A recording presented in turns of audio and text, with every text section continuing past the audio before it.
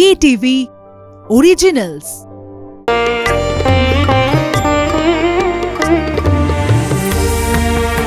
মহালয়ার ভোরে কালী রূপে ধরা দেবেন কৌশানী, সেই নিয়ে কলকাতা টিভির প্রতিনিধি পারমিতা আচার্যের সঙ্গে একান্ত আড্ডায় অভিনেত্রী কি বললেন দেখে নেব।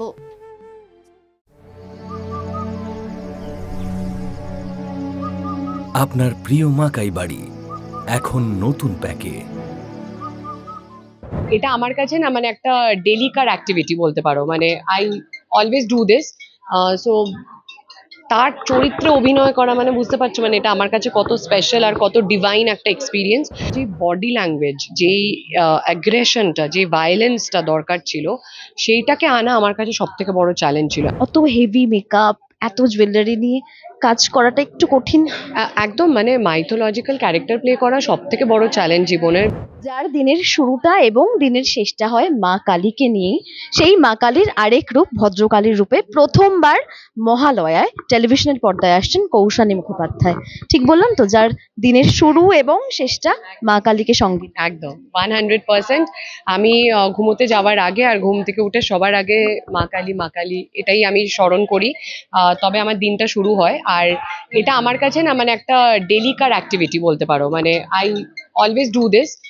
সো তার চরিত্রে অভিনয় করা মানে বুঝতে পারছো, মানে এটা আমার কাছে কত স্পেশাল আর কত ডিভাইন একটা এক্সপিরিয়েন্স। আর আমার মহালয়া মানে মাতৃরূপেণু সংস্থিতা, এটা এই মহিষাসুমর্দিনী এই জিনিসটা করার সব থেকে গুরুত্বপূর্ণ কারণ হচ্ছে এই অভিজ্ঞতাটা। এটা আমি চাইছিলাম যে আমার জীবনের সাথে যুক্ত হোক, আর যুক্ত হওয়ার পর এটুকু বলতে পারি যে আমার শেষ নিঃশ্বাস অবধি আমার সাথে থাকবে।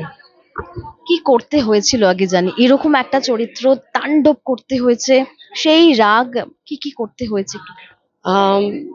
সো আমি দুটো গল্পকে এখানে ইয়ে করছি, এক্সপ্রেস করছি। সেটা হচ্ছে এক গল্পে মহিষাসুমর্দিনী হয়ে আমি অসুর বধ করছি।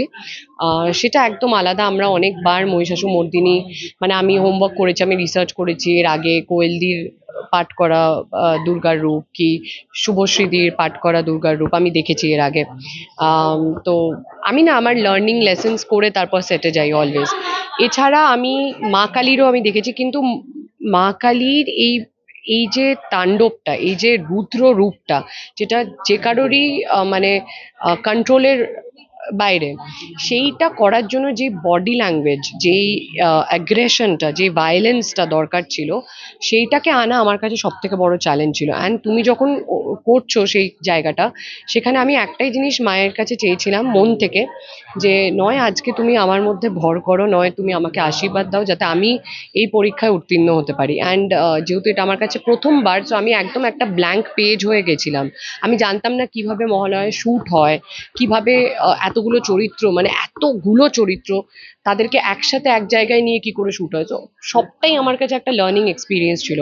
বাট সামথিং সো স্পেশাল করার পর আমি জানি দর্শক বা তোমরা বলবে যে আমি কেমন করেছি, কিন্তু প্রথম যারা দেখেছে সেটে বসে সবাই হাততালি দিয়েছে, তাদের ভেতর থেকে এসছে সেটা, আর তাদের গায়ে কাটা দিয়েছে। মানে তারা আমাকে এসে দেখাচ্ছে যে কি হয়েছে, মানে আজকে নিশ্চয়ই মা আশীর্বাদ করেছে, নাহলে এত ভালো। আর এটা প্রথমবার দেখে মনে হচ্ছে না।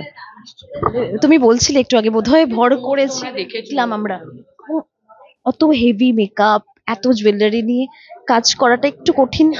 একদম মানে মাইথোলজিক্যাল ক্যারেক্টার প্লে করা সব থেকে বড় চ্যালেঞ্জ জীবনের। বিকজ তুমি অলরেডি ওই যে চুল, ওই চুলের একটা ওজন থাকে আলাদা, 5 কেজি বোধহয়।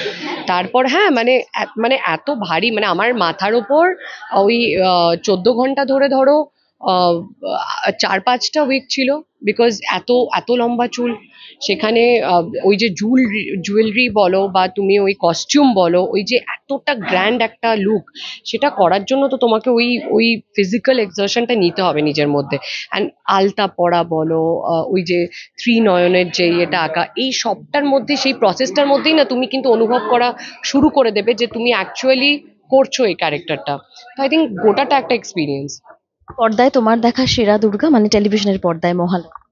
কোয়েলদি, অফকোর্স। মানে এতগুলো বছর দেখলাম কোয়েলদিকে করতে। আমার শুভশ্রীদিকেও খুব ভালো লেগেছে অ্যাজ দুর্গা, কোয়েলদিকেও ভালো লেগেছে। আমি এই দুজনেরই নাম বলতে চাই। এখনো রেডিও শুনে মহালয়া শুরু হয়? এটা নস্টালজিয়া। কোনো বছর মিস করলেও ওই যে বাবা আছে, বাবা এখনো, হ্যাঁ, আর বাবা আমাকে বকা দিয়ে তুলে দেবে যে এই দিন অন্য দিন এত রাত অব্দি জেগে সিনেমা দেখছিস, এটা তো তোকে শুনতেই হবে। তো এখনো ওই কালচারটা আমার বাড়িতে রয়েছে, যেহেতু আমার বাড়িতে পুজোও হয়। জানি রক্তবীজের প্রমোশন চলছে, পুজোতে যেহেতু ছবি রিলিজ, পুজোয় এবারে কি প্ল্যান? আমি জানি রক্তবীজ নিয়ে বিভিন্ন হলে ঘুরে বেড়াতে হবেই, বাড়িতে পুজো রয়েছে, এছাড়া সাজবো, সাজুগুজু করে সবার সাথে বেরোবো, বেরিয়ে আবার সেই প্যান্ডেল হপিং তুমি আমাকে করতে দেখবে। আর প্রচুর খাওয়া দাওয়া করতে দেখবে। অনেস্টলি মানে আমি এখন নিজেকে না খাইয়ে রাখতে রাজি, কিন্তু ওই 5টা দিন আমি কোনোভাবে ডায়েটের আশেপাশে যাব না। পুজোর একটা শুভেচ্ছা। নমস্কার, আমি কৌশানী মুখার্জি। সমস্ত দর্শককে জানাই শারদীয়ার অনেক শুভেচ্ছা, ভালোবাসা, অভিনন্দন। সবাই খুব জমজমাট ভাবে পুজোটা কাটাও, খাওয়া দাওয়ার সাথে, প্রেমের সাথে, আনন্দ আড্ডার সাথে।